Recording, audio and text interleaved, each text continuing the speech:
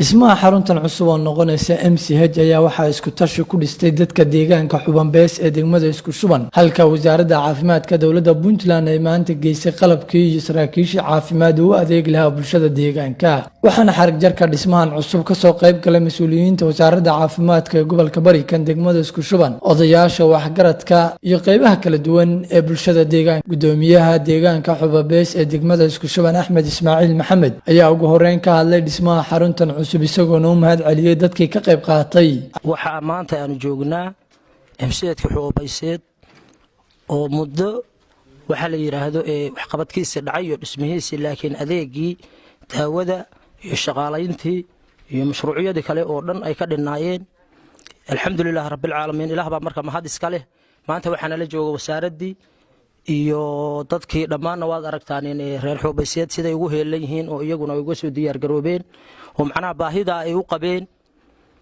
aad iyo aad baan marka waxaan ugu mahad celinaynaa ilaah baa mahad iska leh dadkii xoolaha ku soo tabcay oo quruxda maanta muujiyay oo sabab ku lahayd oo lu ku lahayd haday rag yihiin haday dumar yihiinba maanta waa aragtaan in wixii ay wanaajiseen iyo wixii ay ku soo tacabteen quruxda ay leedahay iyo inta mashruuci inta dad ka soo qayb galay siday u dhisan tahay mashruuciyadina maanta waa bilowday sadaqadina sidaas ay inuu ku bilaabatay dadkii xoolaha aan ku soo tabcay iyo dad ka soo shaqeeyay oo muruq iyo maal galiyaba ilaahay hortiis baan ka heli doontaa qof walba wuxuu sameeyo ilaahay hortii ula jeedo maalina tan hayn buu heli doonaa saaradda iyadana aad iyo aad baan ugu mahad celinaynaa sababtoo ay ku tahay ruuxeedu halgan dheer bay soo gashay wax qabad fiican bay wanaajisay hadda waa kan oo waad aragtaan in shaqaalihii inay ka soo qayb galisay MCH-ka waad aragtaan oo sidoo kale sariirihii iyo qalabkii waxyaalo dhiman way jiraan laakiin waa keentay maanta dhammaan saasa loogu heegan yahay MCH-ka Xubanbees na waa wareejinaya madaxa ugu sareeya MCH-yada Johro baan ku wareejiyay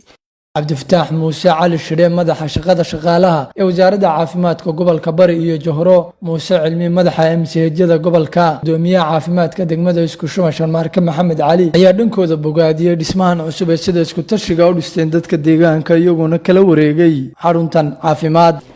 waxaan u mahad celinayaa dhammaan dadka deegaanka oo xaruntan si isku tashiga u dhistay oo maanta wasaaradda caafimaadka ku wareejiyay furayaashii iyo bulkeedii dhulkan ay dhiseen sidoo kale waxaan u mahad celinayaa wasaaradda caafimaadka Puntland dadka deegaanku inay soo dhaweeyaan shaqaalaha caafimaadka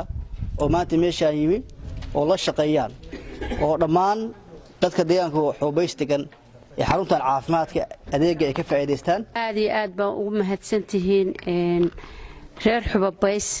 maadaama muruq iyo maal aad geliseen oo dhisateen guri leeyni ku shaqeeyo anaguna waajibaadkeegi baanu ka soo baxaynaa insha Allah waana maanta waadna aragtaan horaankayagii maanta ina shaqaalahayagii iyo muxuu ahaayay daawadii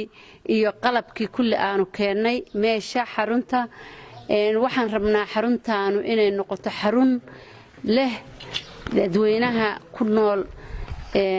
xaruntan Xubanbees in loogu adeego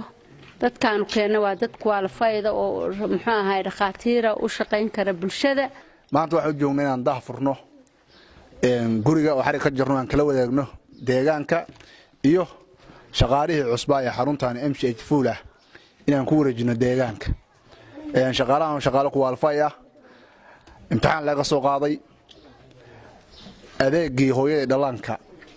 ay bixin doonaan isugu jira sida laaliga marka waxaan rabnaa odayaasha deegaanka gudoomiyaha deegaanka Xubanbees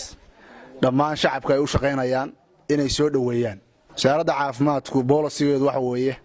inay gaarto meel kasta oo ka baxsan laamiga adeega caafimaadka in gaarsiiso qaar ka mid ah dadka deegaanka ayaa dhankooda ka hadlay baahida loo qabay xaruntan iyo heerarkii ay soo martay insha Allah dhammaan shaqaalana waa la shaqeynaynaa dadka haweenka dumarka dhammaantood insha Allah bilmilaahi kariim waa sidii loo furay waana shaqeyn doonaa insha Allah maanta farxad iyo wanaag bay ii tahay inaan joogno meesha MCH-kii Xubanbees oo ay tansiilaadkiisu wax yar ma ay dhan yihiin ilaah baa mahadda iska leh cidii ka shaqeysana uga mahad celinaynaa anigoo ku hadlaya wakiilkii dhismahan jaaliyadda dal iyo dibadba dadka deegaanka u dhashay ay bixiyeen dhaqaalahan oo aan uga ahaa wakiil maantay alxamdulilaahi rabbil caalamiin waxaan u jeedaa maantay waqti badan waxaan soo gelinay ilaahay idankiisa miraheeda in la goosan doono maxamuud yuusuf caamir warbaahinta dowladda boosaaso.